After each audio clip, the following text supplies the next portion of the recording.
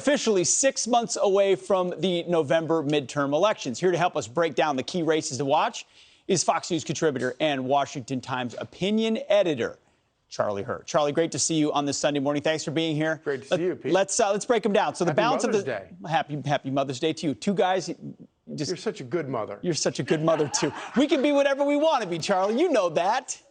That's right. It's Mother's Day for us too. How dare they say otherwise? Person. I'm a working person. I'm a television person, and you're a commentator person, and we're all wonderful people, including these two fellas in the state of in the state of Ohio. So the balance of the Senate and the balance of the House are at stake here. You know that the House is likely to be taken. The Senate, the races are a little bit more difficult. Let's start in Ohio, where J.D. Vance won that primary. Charlie, what do you think about his chances versus Tim Ryan?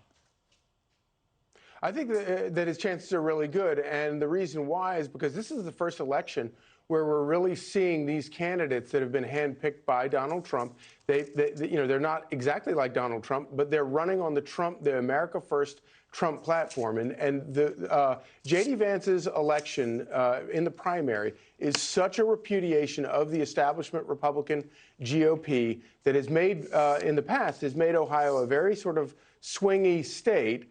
And I think it's going to be really interesting to see with this new agenda, this new America First agenda that a guy like J.D. Vance is carrying forward.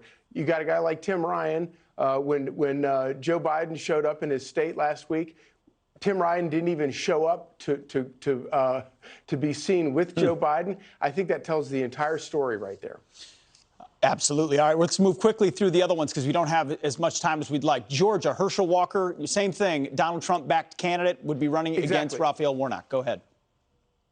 Exactly. Of course, the problem here is, that would be a Republican pickup if Herschel Walker can win it. But the problem there is that, Georgia is a state that Republicans are not used to having to focus on, and they're going to have to spend a lot of money in order to, Raphael Warnock has raised an enormous amount of money, and Republicans are going to probably have to spend a lot of money there to pick that seat back up.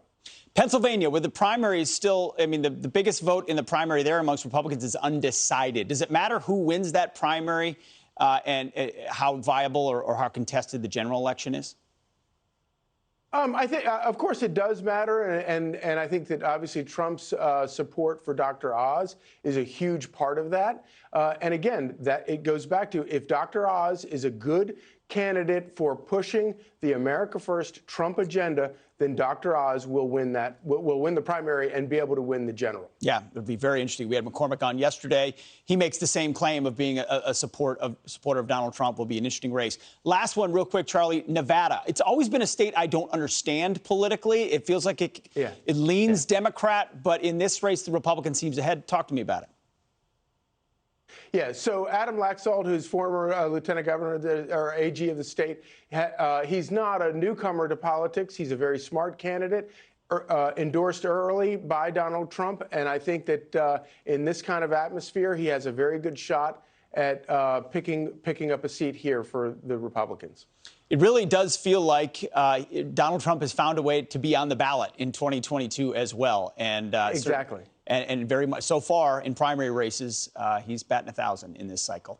Charlie, thank you so much for being with us this morning.